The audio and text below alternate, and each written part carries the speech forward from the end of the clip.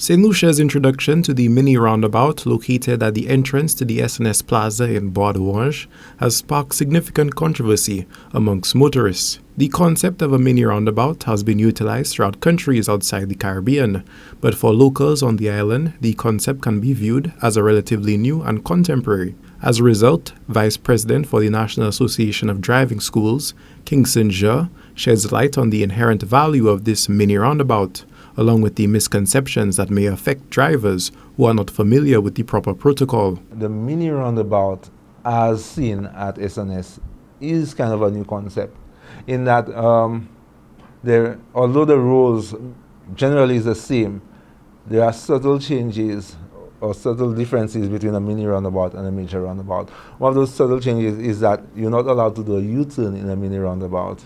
I should not say you're not allowed to do them, but it is advised that as much as possible that you do not do a U-turn in them. But however, at certain occasions, you may find yourself having to do a U-turn in them. Now, whereas mini-roundabouts are good in helping the flow of traffic, because once you could judge distance and speed as a driver, you could have a nice steady flow into that traffic to go in and out of the roundabout to get to your destination.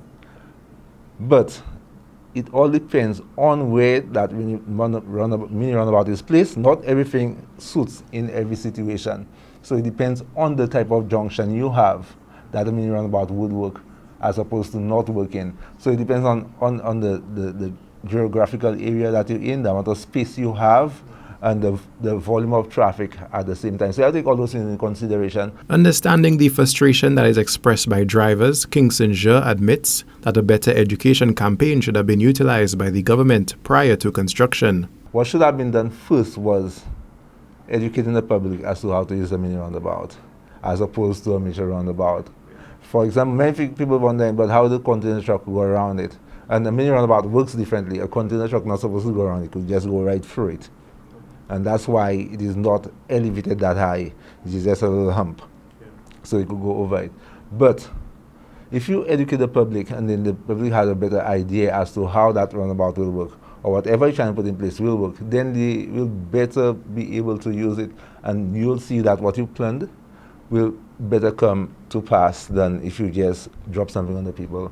I think a notice came in on a Sunday to say that we're going to be working on a roundabout 2 days afterwards. I don't know how that works. And then afterwards, when you place the roundabout, if they're now saying they will have consultation, they will have a lot of videos going out. That should have been done before, not after. In an effort to inform the public, the Vice President highlights fundamental do's and don'ts when utilizing a mini-roundabout. One of the general rules as approaching roundabouts in general, and especially mini-roundabouts, is that you approach them very, very slow, which is at least 10 to 15 miles per hour. And that will give you time so you could assess all the drivers as they're going in and out of the roundabout, and you gauge as well your speed as to how you can enter the roundabout. If you approach too fast, it gives you very little time to assess the other drivers, and you could find yourself in other problems.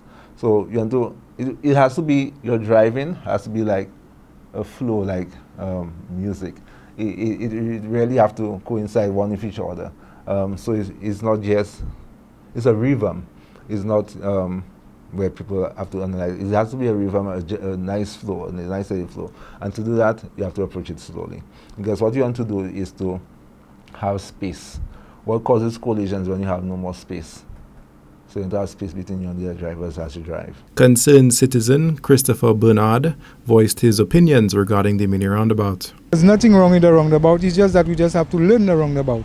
Take our time, because they put a sign there, a give way, and it's still showing you the arrow how to use the roundabout. So we just have to take our time and use the roundabout. We don't have to quarrel about it, because other places in outer St. Lucia have the same small roundabout the same way. We just have to learn the roundabout and use it. Take our time. There is nothing wrong with the roundabout. If we learn the roundabout, then we'll do what we have to do, the way we have to use it. There is nothing wrong. I don't see nothing wrong with the roundabout. Everybody complaining the roundabout is not good. What's wrong with the roundabout? It's helping.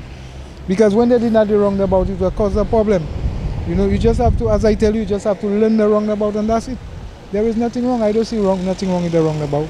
Despite the somewhat sudden implementation of the Bois D'Orange Mini-Roundabout, stakeholders such as the Vice President for the National Association of Driving Schools agreed that the concept's introduction serves only to benefit the island.